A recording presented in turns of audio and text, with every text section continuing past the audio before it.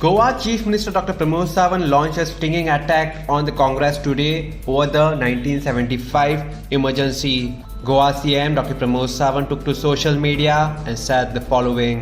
On this day in 1975, the Indira Gandhi-led Congress government, to fulfill its own political interests, confined the world's largest democracy to a dark cell of dictatorship by imposing emergency in India. My salutations to all those who fought to restore democracy in India. PM Modi also took to social media and said the following. The dark days of emergency can never be forgotten. The period from 1975 to 1977 witnessed a systematic destruction of institutions.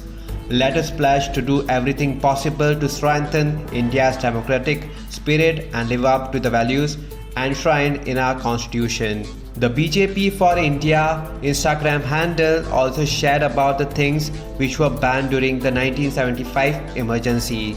They are as follows: movies of Chandrasekhar Azad, Kishore Kumar songs, quotes of Mahatma Gandhi, quotes of Rabindranath Tagore, movies on Bhagat Singh, protest.